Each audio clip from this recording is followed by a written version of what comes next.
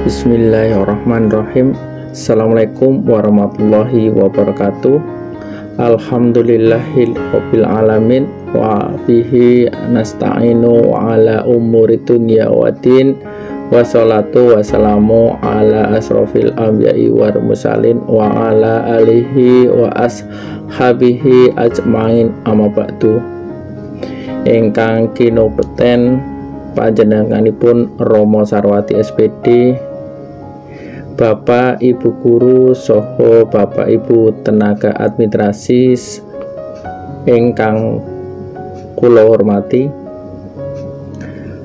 Bapak Ibu rahimakumullah, langkung rumiyin monggo kita panjataken raos puji syukur wonten ngarsanipun Allah Subhanahu wa taala ingkang sampun maringi kita mapinten kenikmatan saengga wonten ing enjang punika kita saged makempal wonten SMP Negeri 4 Cilacap soho ingkang teng dalem piyambak-piyambak kanthi wilujeng boten wonten halangan satunggal punapa.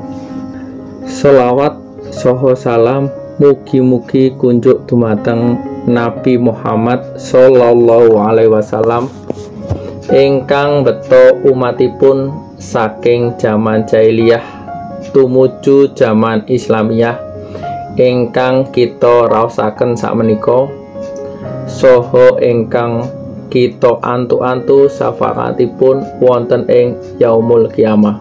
Allahumma amin. Bapak Ibu rahimakumullah, enjang punika dalem ajeng nyampaiaken 5 keutamaan sedekah. Yang pertama, manfaat sedekah dapat menghapus dosa. Sedekah sangat dianjurkan karena dapat mensucikan. Manusia memang tidak luput dengan dosa.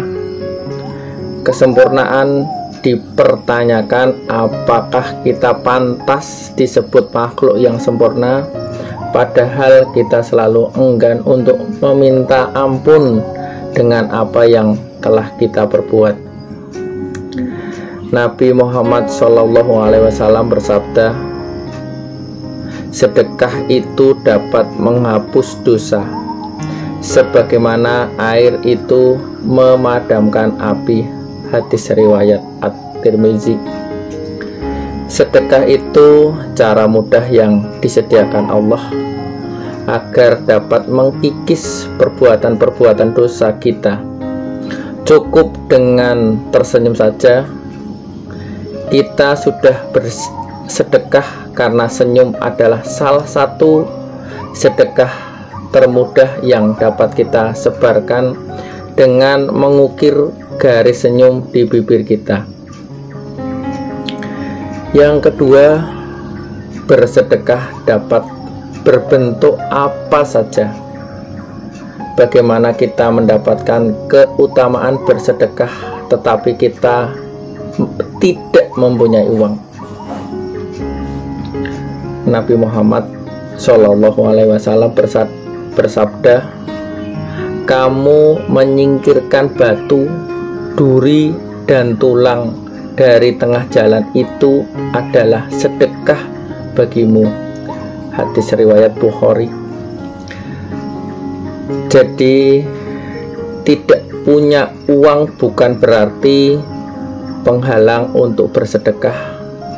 Lebih baik menjadi tangan di atas daripada tangan di bawah. Itulah mengapa sedekah tidak hanya sekedar tentang uang saja, tetapi juga senyum, membantu orang kita ketika kita susah, membersihkan ruangan ketika tidak ada yang membersihkan, dan lainnya. Yang ketiga, mengutamakan sedekah tidak akan mengurangi harta. Rasulullah bersabda, harta tidak akan berkurang dengan sedekah, dan seorang hamba yang pemaaf pasti akan Allah tambahkan kewibawaannya baginya. Hadis riwayat Muslim nomor 2588. Apakah gaji kita belum cukup untuk penghasilan sehari-hari? Apakah masih memikirkan bagaimana biaya sekolah anak-anak yang masih juga belum cukup? Itulah mengapa kita dianjurkan untuk bersedekah, bukan hanya membersihkan diri dari dosa, tetapi keutamaan sedekah juga dapat mendatangkan rezeki lagi dan lagi kepada kita. Jika kita yakin bahwa diri kita bersedekah karena Allah, insya Allah akan digantikan dengan sesuatu yang lebih baik lagi. Saya ada cerita waktu kuliah di UNY. Waktu itu hari Jumat, perkuliahan dimulai jam 13.00. Saya berangkat dari rumah itu jam 11:15, karena kalau saya sholat Jumatnya di rumah pasti terlambat. Oleh karena itu sholat Jumatnya di jalan, maksud saya masjid, dalam perjalanan ke kampus. Adzan telah dikumandangkan dan saya mengikuti sholat Jumat di salah satu masjid sepanjang perjalanan dari rumah ke kampus. Dalam mengikuti sholat Jumat dilakukan dengan khusyuk, dan sholat Jumat selesai, tiba saatnya untuk bersedekah. Waktu itu saya buka dompet, uang di dalam dompet tinggal 15.000, satu 10.000 dan yang satunya adalah pecahan 5.000. Waktu itu bensin harga 6.500. Saya ragu-ragu, saya khawatir karena bensin motor saya sudah menipis. Tapi waktu itu saya niati sedekah karena Allah, sehingga uang 10.000 yang saya masukkan untuk infak atau sedekah. Dengan hati dak-dikduk, takut kalau motornya mogok dan tidak punya uang untuk beli bensin 1 liter, hati ini tetap yakin bahwa motor ini sampai kampus dan pulang lagi.